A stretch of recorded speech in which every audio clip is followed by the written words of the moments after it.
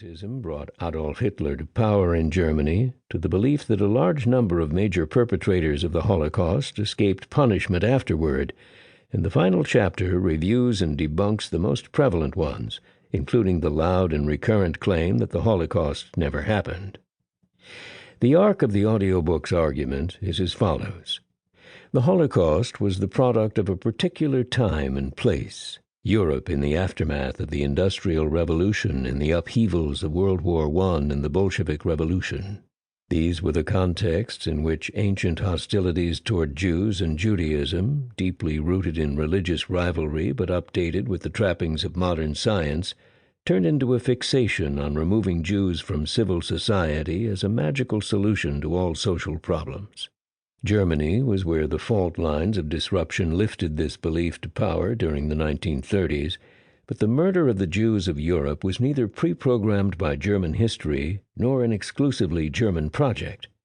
The massacre took shape under specific political and military conditions and intensified in part because it suited the objectives of many other Europeans, at least during the short, ferocious period when most of the killing occurred.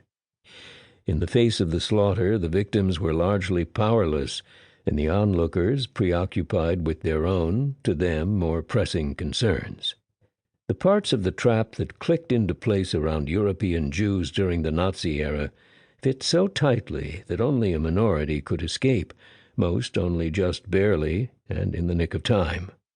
Afterward, most countries of the old continent delayed acknowledging what they had participated in, yet also constructed numerous barriers to its repetition, barriers that now, 70 years later, are under stress. The pace of specialist research on the Holocaust has outrun most people's ability to keep up and to integrate new findings into a general interpretive picture.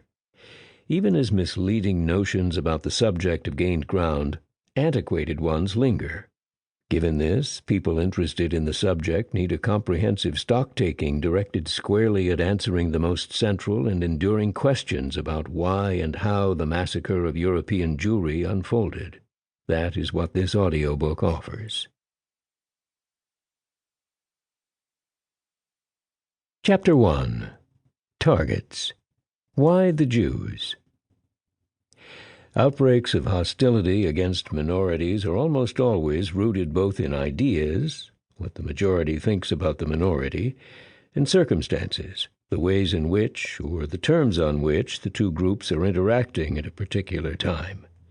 In order to explain why the Jews became objects of murderous intentions in the 20th century, one has to look at both sorts of roots. Anti-Semitism. Nowadays, the term usually used to describe hostility to Jews is anti-Semitism. A professor of mine in graduate school used to say that the problem with the word is that it is a single term for lots of different attitudes, covering everything from telling crude jokes about Jews to desiring to kill them. He had a point, but a working definition is nonetheless possible. Mine goes like this. Anti-Semitism is a categorical impugning of Jews as collectively embodying distasteful and or destructive traits. In other words, anti-Semitism is the belief that Jews have common repellent and or ruinous qualities that set them apart from non-Jews. Dissent is determinative. Individuality is illusory. That attitude has a long history. Indeed, a famous book by Robert Wistrick and a widely seen documentary film on the subject are called The Longest Hatred. But that title is misleading for two reasons. First, if Jews have long been hated in Western culture, they have not been equally hated at all times and in all places. And second, the hatred has exhibited a good deal of shape-shifting. In fact, the name that we now use to describe prejudice against or hatred of Jews illustrates both points. The word anti-Semitism appeared only in 1879, and its popularization is usually ascribed to Wilhelm Marr, a German agitator who intended it to describe something new and different from the previous forms of hostility toward Jews. Like other ism words that appeared in abundance in the 19th century, the word was chosen to suggest that this new hostility was about politics and science. Note what the word claimed to be against. Not Jews, but something called Semitism.